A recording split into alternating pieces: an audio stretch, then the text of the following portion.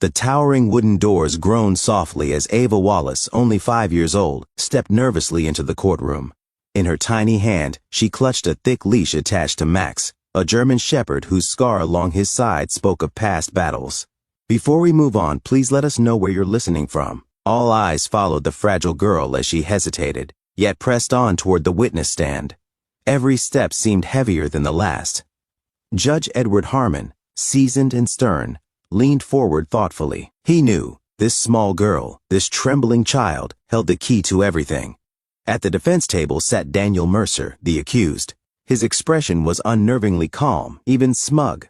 As a software engineer, his quiet, calculated appearance belied the sinister accusations against him. He had been charged with attempting to abduct Ava, yet his defense was ironclad. No DNA, no fingerprints, no confession, and a witness who could not, or would not, speak. But as Ava sat down, a moment happened that none expected. Her soft green eyes met Mercer's. Her fingers, small and unsteady, made a tiny signal. One taught through weeks of therapy. Only 2 beings caught it, Max. And Judge Harmon. Max went rigid instantly. His body tightened, ears pricked, and a deep, guttural growl rumbled from his chest. His eyes never left Mercer. The courtroom stiffened in tension as whispers filled the air. This wasn't simple obedience. This was recognition. This was primal. Judge Harmon slammed his gavel down.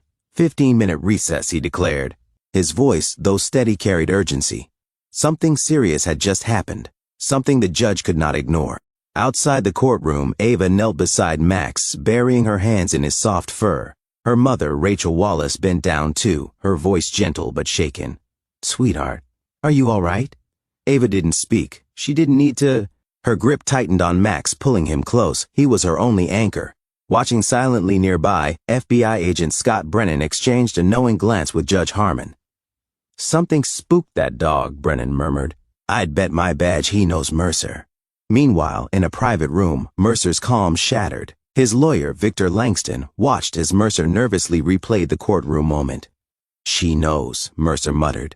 Langston pressed, but Mercer waved him off. Still, his mind raced.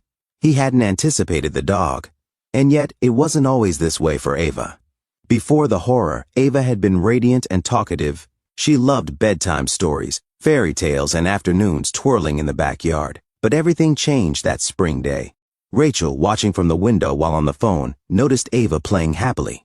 She stepped away for just 4 minutes. When she returned, the gate hung ajar.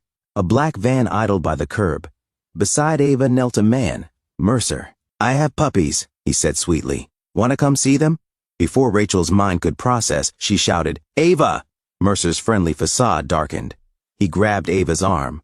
Across the street, retired nurse Betty Caldwell saw it all. "Hey, get away from that child," she yelled. Mercer hesitated. Ava yanked free and bolted into Rachel's waiting arms. Within moments, Mercer vanished, leaving only terror behind. The police arrived quickly. FBI agents Brennan and Dana Matthews took control. The profile was chilling. Similar abductions, promises of puppies, a black van, and missing children. But Ava, she shut down. Completely, she wouldn't speak, wouldn't play, wouldn't draw. At night, silent nightmares overtook her. Rachel and her husband, Mark Wallace, tried everything. Then the therapist suggested something different. A therapy dog. Enter Max. Once a heroic K9, Max bore his own scars. During a raid, he had saved lives but was injured, forced into early retirement. Scheduled for euthanasia, he was rescued by Dr. Megan Clark, who believed he still had purpose. When Ava met Max, it was an instant. At first, she stayed distant. Max stayed calm, steady, and patient. Slowly, Ava reached out. Then one day, as Max sat quietly, Ava whispered words no one thought they'd hear again. "Good boy," her parents cried softly. The wall was cracking. Ava was beginning to trust again. As the trial resumed, tension filled the courtroom. Ava clung tightly to Max's leash as Claire Monroe led the prosecution. Witnesses described Mercer's tactics, including Betty Caldwell, who recounted Ava's near abduction. Throughout it all, Ava stayed silent until her testimony. Nervously sitting on the stand, Ava gripped Max tightly. When asked who had been with her that day, she slowly pointed right at Mercer. The defense objected, but Judge Harmon allowed it. Then, Ava gave her silent signal. Once again, Max reacted. A low growl echoed. Eyes locked on Mercer. The courtroom shifted. Even Judge Harmon leaned forward. "Miss Monroe," he asked, "has this dog ever encountered the defendant before?" "No, Your Honor." Turning to Mercer, Harmon asked, "Have you met this dog?" Mercer clenched his fists but said nothing. Claire Monroe immediately called for a recess. Something bigger was unfolding. Racing against time, Brennan and his team followed new evidence. Soil samples from Mercer's van pointed to a remote cabin deep in the woods. With Max leading the way, the team arrived. Inside, the cabin seemed empty until Brennan noticed floorboards that didn't belong. Underneath, a hidden basement, sealed away from the light and warmth of the world above. The small room was cluttered with forgotten remnants of stolen childhoods. Broken dolls missing eyes, tiny sneakers caked in dirt, torn backpacks, and faded crayon drawings that looked desperate and hurried. It was a graveyard of hope, frozen in time. In the farthest, darkest corner, a fragile form huddled against the cold stone wall. It was Sophie Lang, missing for 6 months. She was alive. Her sunken eyes fluttered weakly as she registered the presence of strangers. Panic and confusion danced in her gaze until the flashlight beam illuminated the FBI jacket worn by Scott Brennan. "Help," she rasped, barely louder than a whisper.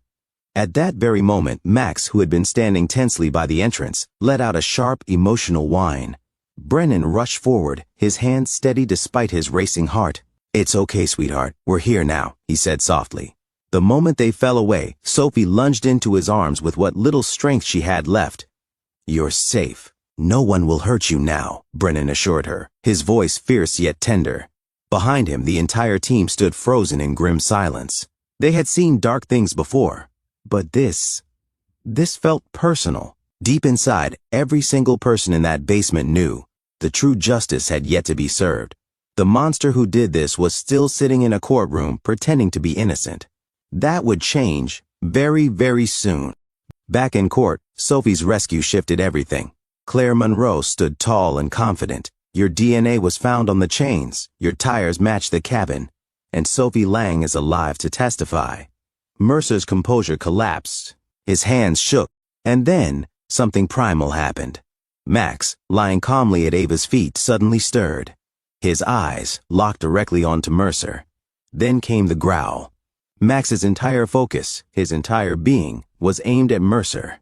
He wasn't just reacting to Ava's signal this time. He knew. Mercer's eyes flickered nervously toward the dog, and for the first time in days of hearings, his mask cracked. His lips began to move. Barely. At first, no one caught it. But then louder, barely above a whisper, raw and trembling, he muttered, I want to change my plea." Gasps echoed like gunfire through the courtroom. Judge Harmon, steady and composed, broke the stunned silence. "Mr. Mercer," he said, "are you stating that you wish to plead guilty?" With a broken exhale, he muttered again, "Yes." In that instant, the final puzzle piece clicked into place. It was over. Judge Harmon's face darkened as he delivered the final verdict. Life in prison, no possibility of parole. The monster was caged. Justice, after so much pain, had finally prevailed. But even in that moment, all eyes couldn't help but drift to Max, the silent sentinel who had stood guard over Ava from the very start. The dog whose instincts and loyalty had, ultimately, cracked the iron shield of evil. He lay back down at Ava's side quietly, his eyes soft now, but filled with something more powerful than words: victory. Though Mercer's reign of terror had ended, the true heroes were clear: a brave little girl and her dog. Days later, Ava, her voice finally returned, cradled Max's face lovingly. With teary eyes, she whispered two powerful words: "Thank you." Her parents cried softly, knowing Ava was slowly finding her way back. Max, ever loyal, wagged his tail and nuzzled close. Because some bonds, like those formed in the darkest moments, are truly unbreakable. Even in a world full of shadows, there will always be those who stand against the darkness. Sometimes they do it on 4 legs. Some bonds are simply unbreakable. In a world full of darkness, sometimes the bravest heroes don't wear badges. They walk quietly beside us on 4 legs. But what about you? Do you believe animals can sense evil, even when humans can't?